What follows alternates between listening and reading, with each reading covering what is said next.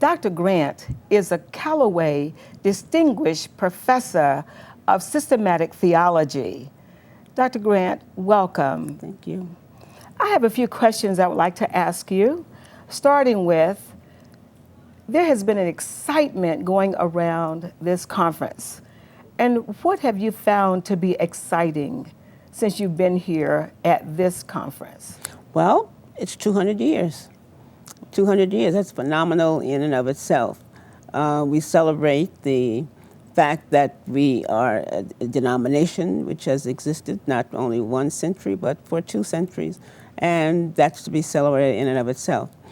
We celebrate it because we are the African Methodist Episcopal Church with a long history of progressivism, a long history of its theology of liberation, its theology of justice for all, its theology of inclusiveness to some degree.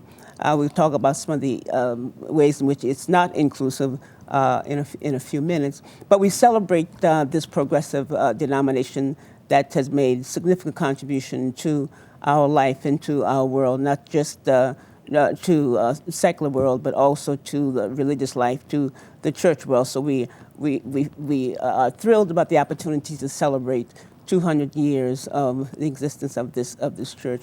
One of the things that I like talking about when I talk about the AME Church is that we have been a progressive church.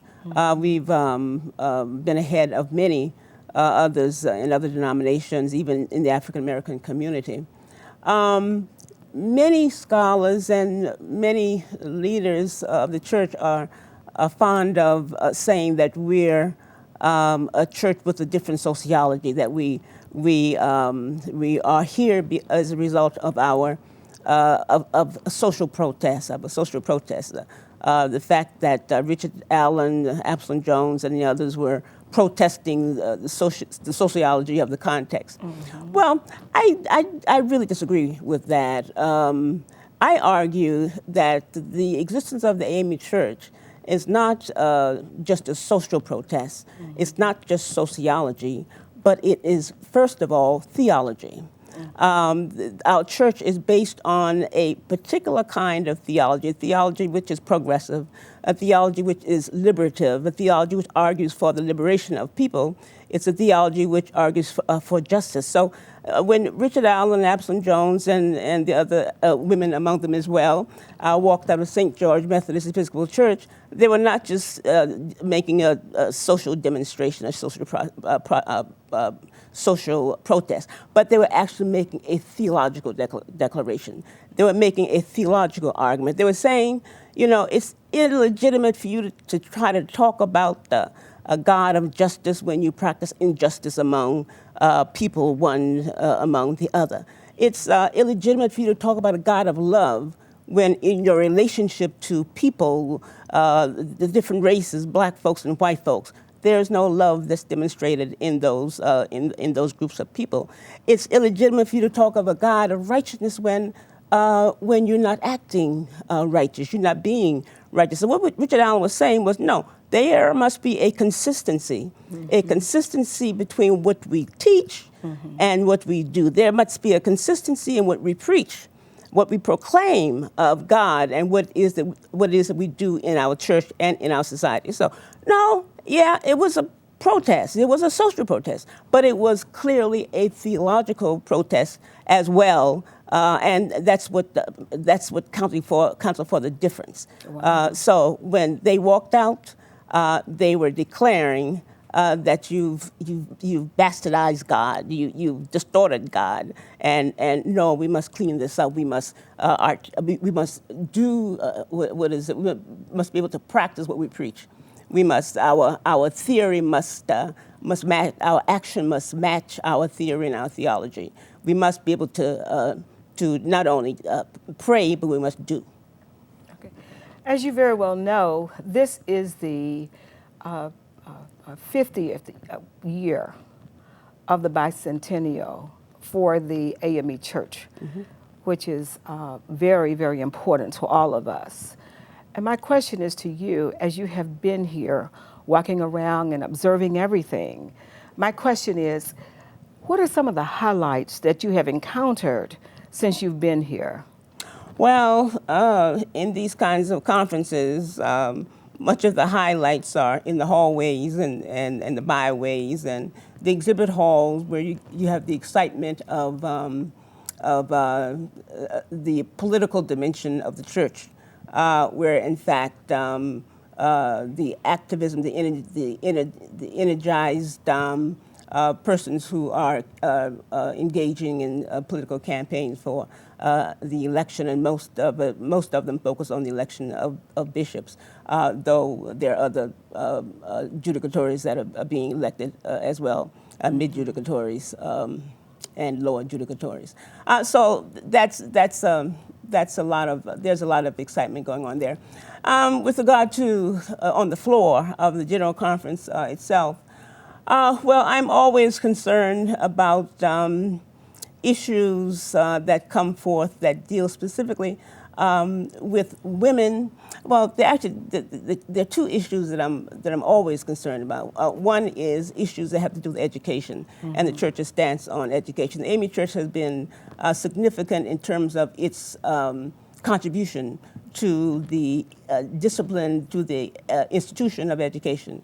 The many schools that we have founded, that have been founded by our forefathers and our foremothers. The unfortunate reality is it's becoming more and more difficult to keep them open and meeting the needs of the people. But we still have a long tradition of education in the AME Church, and we celebrate that and just hope that we make decisions that that strengthen those institutions as opposed to decisions that may weaken them. Another area that is a part of the focus consistently is the issue of justice. We're energized about what's been going on socially and politically in our midst as we're meeting in Philadelphia, and the responses to the different dimensions of injustices that take place in our church and our society. And so the AME Church has historically been present in terms of its activities in regard to social and political justice. And so there's no difference than now. The other piece that really keeps my attention when it comes to the AME Church has to do with the role, status, position of women in the church. I have been involved with issues of concern for women in the church, in particular for the bulk of my professional career, since the beginning of my professional career. Interestingly, when I started doing my PhD work, my initial intention was to do some work on theology of the AME Church. As I indicated, the AME Church has been very progressive, but we had not had the opportunity to put in writing our theologies. We've had a good history of theology of activism. We've had what I would call spontaneous theology. We do theology as we need it for in a particular situation. Richard Allen was acting out his theological belief when he walked out of St. George Methodist Episcopal Church. David Walker was acting out of his understanding of theology, his interpretation of the Bible, when he wrote the David Walker Appeals and provided some biblical interpretation that challenged slavery and affirmed the humanity of black people. And so we've always been a church of the affirmation of black people. And so when it came to issues of women, we were not always able to be consistent in terms of our analysis, in terms of our understanding of theology and how it applies to women versus how it applied to black people. When we look at racism in our church and society, we've not been equal in terms of applying principles of liberation to issues of gender and gender contradiction in the church. And that's nowhere best indicated than in the occasion when Drina Lee approached Bishop Richard Allen about her feeling of having been called to preach.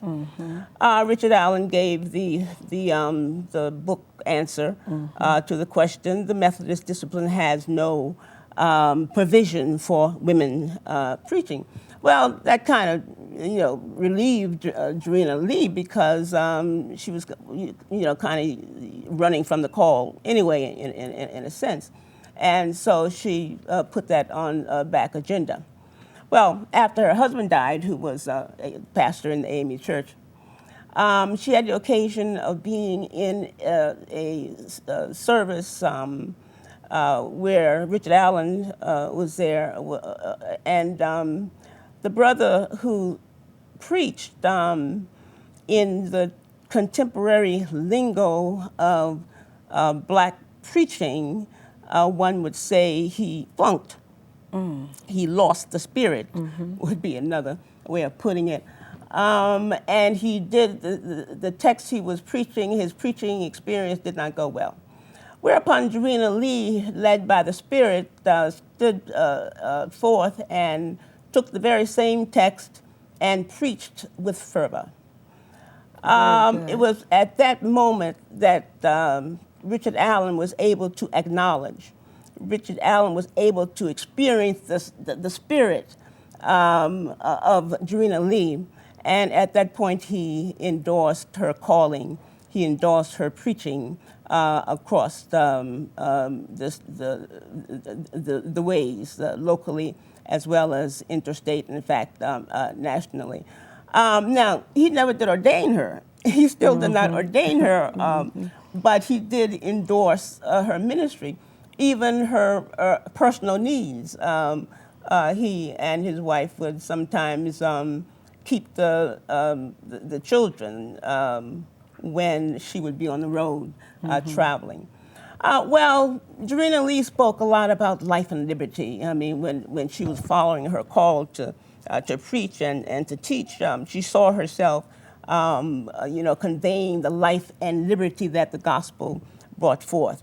Now, she was not one, like I am, who would directly challenge the sexism that existed in that time, but she was one who was able to challenge it by her action, challenge it by her life, challenge it by her teaching. And every now and then she'd get the opportunity to challenge it in direct wording when she was dealing with the brethren. Oh, how careful ought we be lest we call into disrepute even the word of God. For unseemingly as you may think, that a woman is not called to preach, Drina Lee says, is not Christ the whole Savior instead of a half one?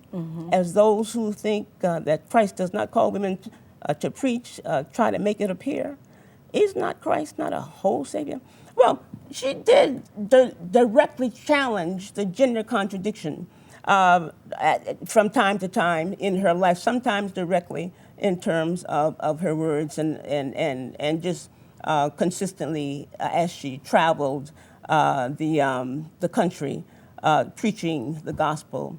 Now, the women's movement in the church, was kind of sparse. Women were still arguing for equal treatment. We had other women to come forward. Amanda Berry Smith, another woman by the name of Elizabeth. And then in the 1880s, Henry McNeil Turner had the audacity, he had the strength, the courage to ordain a woman in a context where women were not being ordained, women were not allowed to that category, to that level of leadership, consistent with Henry McNeil Turner's persistence on liberation. He was an apostle of liberation in our church. Well, he had the audacity to ordain a woman. Unfortunately, at the next general conference, when Bishop Campbell was assigned, he revoked those orders.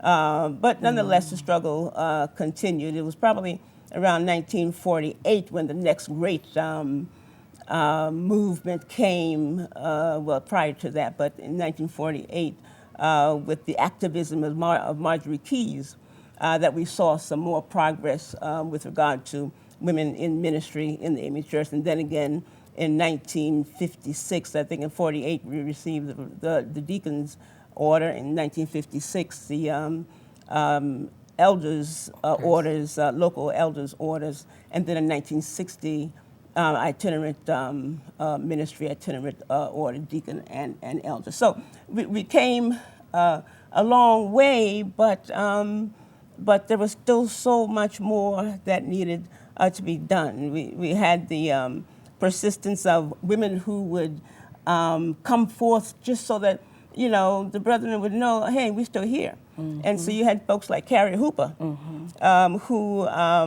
I argue that she had a ministry of presence. Mm-hmm. You know, she pastored a storefront church in New York City. So no resources, financial resources for the campaigns that the brethren were waging. But she listed herself as a candidate for bishop anyway. Mm-hmm. You know, mm-hmm. No one took her serious, but she was there. Mm-hmm. She exercised a ministry of presence. Indeed, that was powerful. And then we had coming along other folks like evangelist Carol Priester in South Carolina, Mary Watson Stewart in Michigan, okay. And other women who were duly ignored, but they were pressing forward nonetheless. Okay. Now, one other question, and we'll wrap this up. As you've said, there has been a lot of improvement and progressiveness that the AME Church has undertaken. Where do you see the AME Church within the next 10 to 15 to 20 years from now? Trying to bring more right activities, trying to correct more of the wrongs that have been done to women historically. Okay. Let me just say briefly that Mary Watson Stewart and Carol Priester, you know, took us through the 60s. Folks like her took us through the 60s and coming into the 70s. But it was in 1976 that Women in Ministry got its start officially. I presented a position paper at the 76th General Conference in Atlanta on the role and status of women in the AME Church, where I challenged the presence of women, the status of women, the fact that we were historically kept down, and in fact kept out of leadership positions in the church. That movement led to my calling the women together, and we met and developed an organization that now we understand as, we live experience as AME Women in Ministry. It was the work of that organization, I think, that led to many of the progresses that we've experienced. That paper was delivered in 76. Another second paper was delivered in 80. Jamie Coleman Williams was elected in 84 as a general officer. After she retired, Paulette Coleman was elected in her same position, editor of the AME Review. And then in 2000, we had our first female bishop, Vashti McKenzie, 2004, Carolyn Guidry Tyler Guidry, and Sarah Davis. And here we are in 2016, 200th celebration of our church. And the challenge that's still remaining before us at this time is the presence of women in leadership in our church. Okay. I think for the next 5, the next 10 years, we need to, with deliberate and purposeful intentions, elect more women as at the highest office in this church. The one that we have now, Bishop Vashta McKenzie, is slated to retire sometime in the 20s, 24, I'm not sure which one. And we need more women to be elected.